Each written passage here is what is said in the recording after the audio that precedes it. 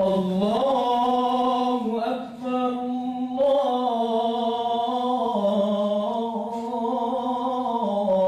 الله أكبر الله أكبر الله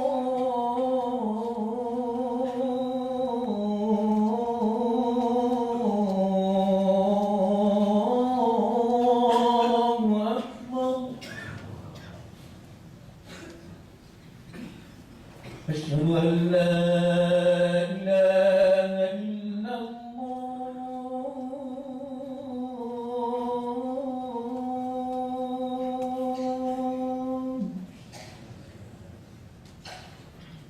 أشهد أن لا إله إلا الله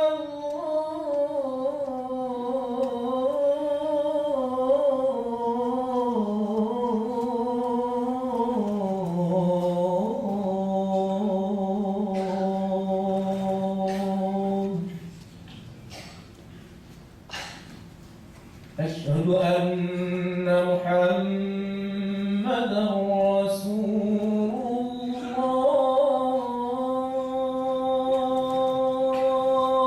الله أشهد أن محمدا رسول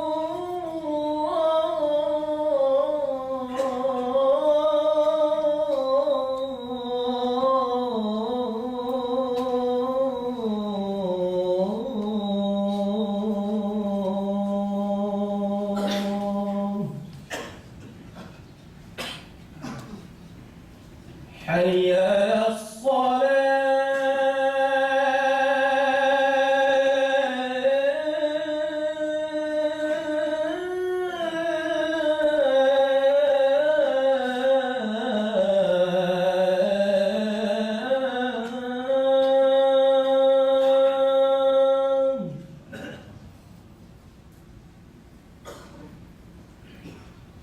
حي على الصلاة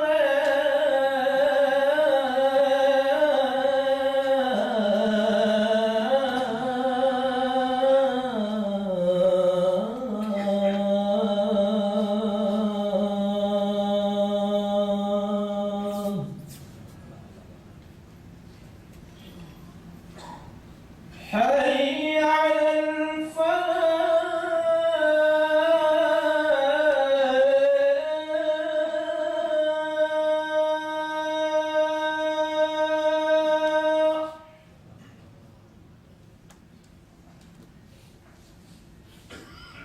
حي على الفلاح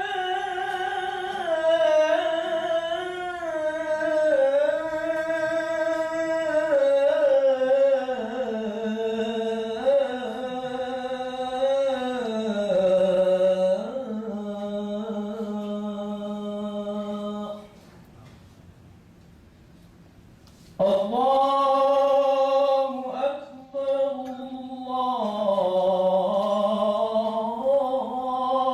الله أكبر لا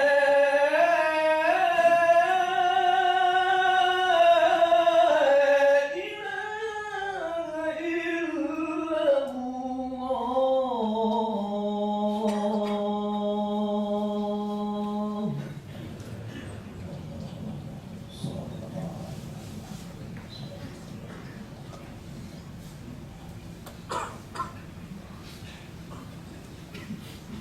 إلا الله الحمد لله ذي الجلال والإكرام والشارع الحلال والحرام ومعلم الأحكام بالأحكام والشرع لنا الصلاة والزكاة والحج والصيام أشهد أن لا إله إلا الله وأشهد أن محمدا عبده ورسوله اللهم صل وسلم على محمد وعلى آله وصحبه ومن تبع هداه.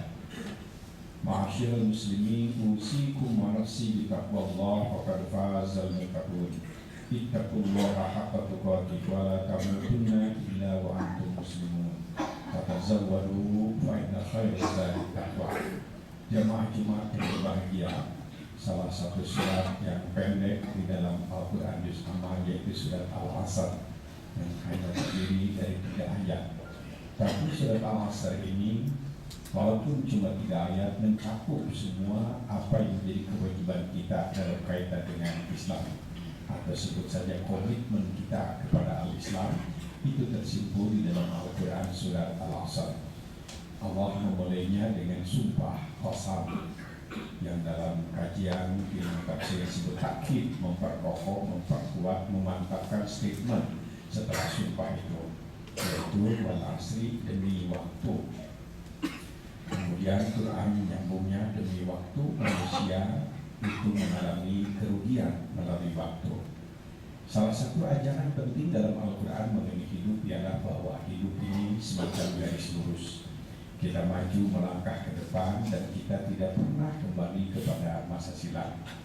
Hidup bukan seperti bulatan bola, seperti teori ajaran teologi dari Hinduisme dan Buddhisme yang mengajarkan tentang reinkarnasi. Tapi Islam mengajarkan hidup seperti garis lurus. Artinya kalau hari ini kita hari Jumat, besok hari Sabtu, selanjutnya hari Ahad, dan nanti kita bertemu dengan Jumat yang akan datang, pasti bukan Jumat yang sekarang. Oleh karena itu, begitu kita lewatkan waktu itu tanpa amal, tanpa prestasi, dikatakan lafil muslim. Quran menyebutnya semua manusia itu rugi, kecuali kalau mereka mampu atau mengisi waktu yang dilaluinya itu dengan iman, amal saleh, kemudian ada kesiapan untuk menerima ajaran, tausiah dari orang lain, memiliki ilmu dan siap memberikan ilmu kepada orang lain, katakanlah pendidikan atau dakwah, baik dalam kaitan dengan hak ataupun kesabaran. Jadi komitmen kita kepada Al-Islam itu tersimpul di dalam 4. Pertama iman, yang kedua ilmu, amal, dan kemudian dakwah. Iman yang Allah berikan kepada kita tidak bisa dilihat, akan tetapi iman adalah indikator keimanan. Kualitas keimanan seseorang itu nampak pada komitmennya yang 3. Jadi kita bisa mengatakan seorang itu imannya kuat kalau amalnya baik. Kita bisa mengatakan seorang imannya rapuh karena amalnya tidak baik. Begitu juga kita bisa mengatakan seseorang itu adalah imannya baik kalau dia ada kesungguhan, ada keterpanggilan, keseriusan untuk mendalami dan mengkaji Al-Islam itu. Jadi kemalasan dalam belajar Islam itu mencerminkan dia kualitas keimanan yang kurang tangguh, yang kurang kuat. Begitu juga komitmen atau kepedulian kita untuk menyampaikan ajaran, membela ajaran yang disebut tausiah atau amar ma'ruf nahi munkar, itu pun adalah indikator keimanan seseorang. Jadi indikator keimanan seseorang itu adalah bisa nampak pada kesungguhannya, perhatiannya untuk membela, menyebarluaskan dan menegakkan Al-Islam. Iman sebuah anugerah yang paling mahal. Dikatakan bahwa iman yang Allah berikan kepada seseorang merupakan bagian dari hidayah tertinggi, sehingga kita sering mengatakan kalau ada orang itu tidak beriman maka dia tidak mendapat hidayah dan petunjuk Allah Subhanahu wa Ta'ala.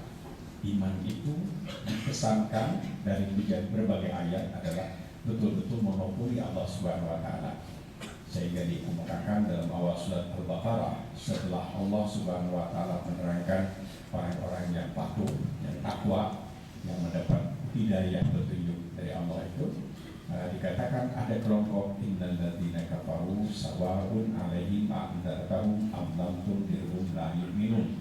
Ada orang-orang yang sama saja diajak atau tidak, belajar atau tidak, mungkin melakukan penelitian atau tidak, sama saja tetap tidak beriman. Karena pada pendengaran mereka, penglihatan mereka, dan hati mereka ada risyawah, ada sumbah.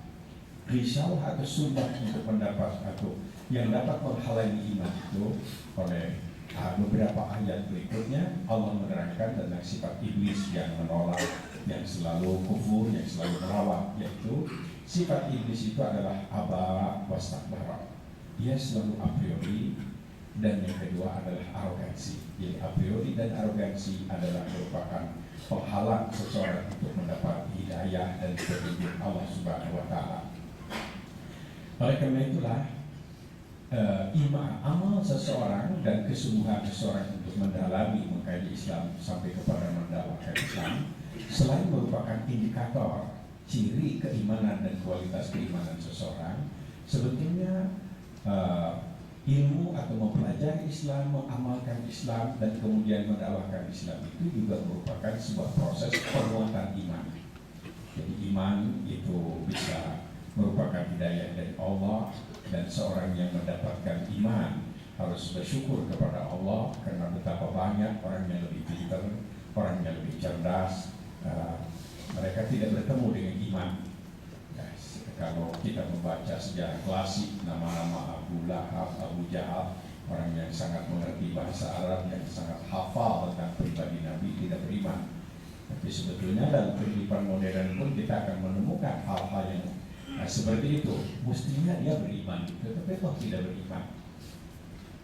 Betapa banyak orang-orang yang melakukan penelitian tentang Islam bertahun-tahun, bahkan beberapa dosen di McGill, momennya McGill University itu adalah memberikan mata kuliah tentang tafsir tematis, tentang sejarah peradaban Islam, tentang pemikiran Islam, tapi mereka tidak Islam. Yang diajarkan Islam, dan mahasiswa yang mengikutinya adalah dosen-dosen Islam yang akan mengambil S3, tapi dosen yang bertahun-tahun yang mendapat gelar doktor di bidang Islam, dia tidak Islam. Ini adalah tadi kita mengatakan tidak dapat hidayah. Quran menyebutnya itu ada sesuatu yang nisawah, yaitu adalah aba wastakbaro, yaitu a priori menerima kebenaran Islam, wastakbaro, dan dia adalah arogan, merasa tidak pantas untuk menjadi seorang muslim. Jadi ketika kita berusaha mengkaji mendalami Islam, sebetulnya kita sedang berusaha untuk memperkokoh, memperkuat iman. Ini yang sering kita dengar, bagaimana kita berislam dengan menemukan kepuasan intelektual. Jadi puas dengan Islam itu memang keyakinan mantap betul dengan memilih Islam itu, tidak ragu-ragu. Kepuasan intelektual, kepuasan rasional. Sedangkan dengan mengamalkan Islam itu adalah proses pembangunan atau memperkokoh keimanan, di mana kita beriman itu kita menemukan kepuasan spiritual, nikmat dari Islam. Itulah yang kemudian sering dikembangkan dalam kajian tasawuf. Tasawuf itu sangat menekankan tentang bagaimana seorang bisa menikmati berislam itu. Jadi kalau seseorang melakukan ibadah tidak karena terpanggil, tidak karena takut dosa, tidak karena target pahala, tapi dia sudah menemukan kenikmatan kepuasan spiritual, sehingga ibadah mengamalkan Islam itu menjadi semacam pengobatan spiritual, menghilangkan kejenuhan, kemarahan, kejengkelan, merasa keterasingan, mungkin juga kecemasan sampai stres, karena ia menemukan kepuasan spiritual. Dia menikmati dari Islam itu, mengamal Islam, memperkokoh keimanan. Ketika seseorang itu berusaha untuk menyampaikan Islam, mendakwahkan Islam, menyebarkan Islam dan membela Islam, maka secara psikologis dia sedang berusaha memperkuat keimanannya, baik dengan dasar-dasar argumentatif rasional tadi, ataupun dengan keyakinan, kepuasan spiritual. Dia menemukan kenikmatan kebenaran Islam karena terasa ternikmati. Keimanan yang mantap itu adalah kalau kita beriman, kita sudah menemukan kepuasan intelektual dan kepuasan spiritual. Al-Quran surat Al-Asr adalah menyimpulkan komitmen kita, kewajiban kita kepada Islam. Ketika seseorang itu mendapatkan ilmu, banyak ilmu tentang Islam, tapi tidak mengamalkan, atau dia mengajarkan Islam, tapi dia sendiri tidak mengamalkan Islam, itu bukan disindir, tetapi dinyatakan di dalam Al-Quran surat As-Saff itu. Orang yang mengajarkan Islam, yang mengajak para lain kepada Islam, akan tetapi dia tidak mengamalkan Islam, dikatakan sebagai kabur maktan, amat besar dosanya itu orang-orang tahu ilmunya tapi tidak mengamalkan. Banyak berbicara atau menulis tentang Islam tapi dia tidak berislam, banyak berbicara tentang amal soleh tapi dia tidak amal soleh, dikatakan sebagai kabur maktan, amat besar dosanya. Ilmunya punya tapi dia tidak mengamalkan. Dan sebaliknya, Seseorang yang mengamalkan sesuatu ajaran tapi tidak didasari oleh pengetahuan, tidak tahu rujukan dan dasarnya, disindir oleh Al-Quran atau diperintahkan oleh Al-Quran, dinyatakan dalam Al-Quran wala taqfu ma laysa laka bihi ilm inna sam'a wal basara wal fu'ada kullu ulaika kana anhu mas'ula. Jangan kamu bersikap berpendirian yang tidak tahu landasan-dasar argumentasinya. Sebab penglihatanmu, pendengaranmu, hati pikiranmu itu diminta bertanggung jawab oleh Allah Subhanahu wa Ta'ala. Ayat-ayat ini juga memperkokoh, memberikan gambaran kepada kita. Seorang muslim punya komitmen. Komitmen kita harus mengimani Islam. Setelah mengimani Islam, dia harus memperkokoh keimanan atau menampakkan keimanannya itu dalam sikap kesungguhan dalam mengamalkan Islam, mengkaji Islam, dan punya kepedulian untuk membela, menyebarluaskan, mendakwakan, dan mengajarkan Islam. Jadi selain merupakan amal dan ilmu kita, dakwah kita, kesungguhan kita untuk menegakkan Islam merupakan indikator, ciri keimanan kita. Karena imannya itu sendiri tidak kelihatan, dan di satu sisi kita, sedangkan di sisi lain adalah mengamalkan Islam itu sebetulnya memperkokoh kekuatan iman kita, yaitu supaya kita mendapatkan kepuasan spiritual dan mengkaji mendalami al-Islam. Diharapkan kita memperkokoh kekuatan iman, yaitu dengan kita dapat memperoleh yang disebut kepuasan intelektual, merasa menikmati dan mengerti tentang Islam. Perhatikan salah satu ayat dalam surat Tabarak, surat Al-Mulk, ketika orang-orang yang masuk di dalam neraka dikatakan, kenapa kalian masuk ke dalam neraka? Mereka menyatakan, lau kunna nasma'u au naqilu ma kunna fi ashab Sa'ir. Dulu itu seandainya saya ini sempat mendengar Quran dan berpikir jujur, mestinya saya ini tidak akan masuk neraka. Jadi ayat ini memberikan pelajaran kepada kita kenapa seseorang itu mungkin sinis, fobi atau benci kepada Islam atau tidak masuk Islam. Menurut ayat ini, pertama, tidak mendengar utuh tentang al-Islam, tentang Quran. Dia mendapatkan kesan tentang Islam itu adalah dari informasi-informasi, bukan dari sumbernya yang asli, mungkin dari perilaku umat Islam. Dari perilaku umat Islam, orang menyimpulkan Islam itu dari bagaimana sikap komunitas Muslim. Dan inilah yang kita sering rasakan sekarang ini. Opini global tentang Islam itu tidak menguntungkan kita, karena opini global tentang Islam itu selalu tidak baik. Ya, kasar, brutal, teroris, dan lain-lain, licik, gak disiplin, bodoh, dan lain-lain. Dan itulah sebetulnya yang menjadi tantangan bagi kita umat Islam untuk membuktikan bahwa Islam adalah unggul, Islam itu adalah santun, Islam itu adalah berkualitas. Itu tidak nasma'u, tidak sempat mendengar ayat. Dan yang kedua, tidak berpikir jujur, tidak berpikir jujur. Dulu berpikirnya nggak begitu jujur, sehingga menyimpulkan Islam itu sebagai sesuatu yang salah. Jamaah Jumat yang berbahagia, dalam Islam memang begitu seseorang itu menjadi seorang Muslim, maka kepada dirinya sudah secara begitu dia menjadi orang Islam, maka di atas pundaknya itu ada kewajiban-kewajiban tadi. Dia wajib belajar, dia wajib mengamalkan, dan dia wajib mendakwakan.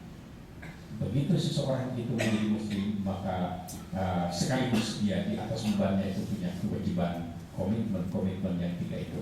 Dan begitu juga untuk memelihara, memperkokoh keimanan, menurut Al-Quran surat Al-Asr adalah kita harus mengamalkan, kita harus mengkaji dan mempelajari, dan kita punya komitmen untuk memperjuangkan, mendakwakan al-Islam.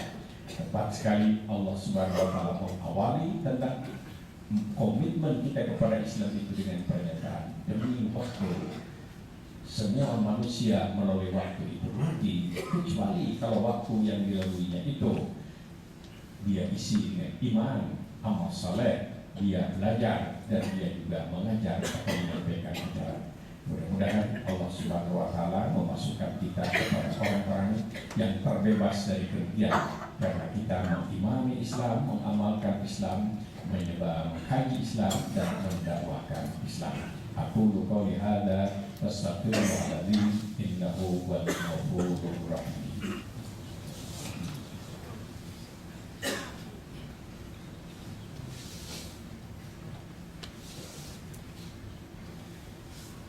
Alhamdulillah. Alhamdulillahirabbil alamin. Ar-Rahmanir Rahim. Maliki yaumiddin. Asyhadu an la ilaha illallah wa asyhadu anna Muhammadan abduhu wa rasuluh.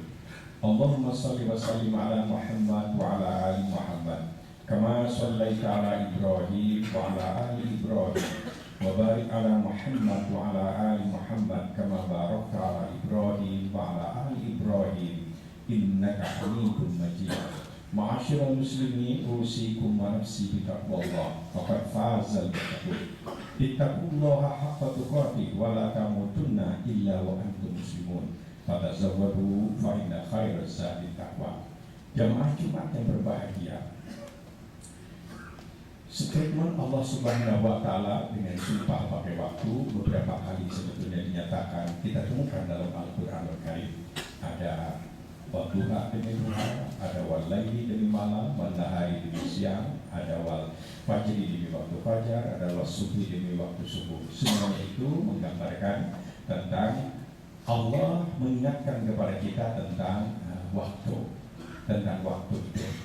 Artinya seorang muslim harus punya perhatian kepada waktu, disiplin waktu, menghargai waktu, memanfaatkan waktu, tidak boleh memubazirkan waktu, bahkan juga memanage waktu. Sebuah ajaran yang luar biasa sebetulnya bagi kemajuan kehidupan kaum muslimin. Sholat diatur oleh waktu, zakat juga ketat waktu, ibadah haji sangat ketat dengan pengaturan waktu. Salah waktu bisa tidak sah hajinya atau terkena sanksi dam karena tidak tepat waktu melaksanakan satu rangkaian ibadah.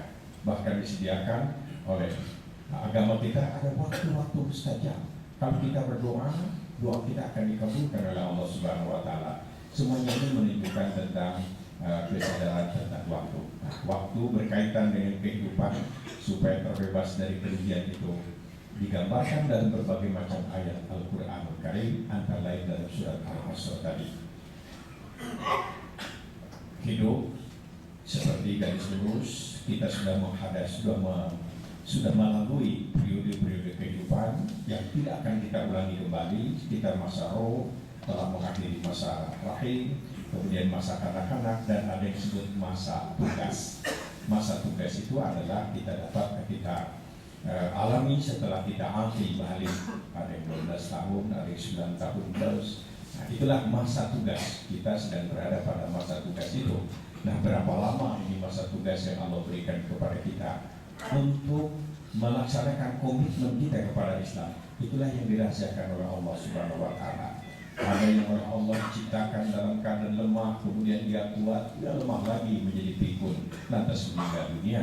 Tapi ada juga yang oleh Allah ciptakan lemah, kemudian dia kuat, pada saat kuat itu dia meninggal dunia. Wa ilaihi turja'un. Tapi semuanya kembali kepada Allah Subhanahu wa Ta'ala. Nah, dalam kaitan dengan perjalanan hidup dan diakhiri dengan apa yang disebut al-maut, paling tidak ada 3 pesan dari Rasulullah SAW, yaitu jangan takut mati. Mati itu pasti terjadi kemanapun kamu lari. Tapi takutlah akan hidup setelah mati.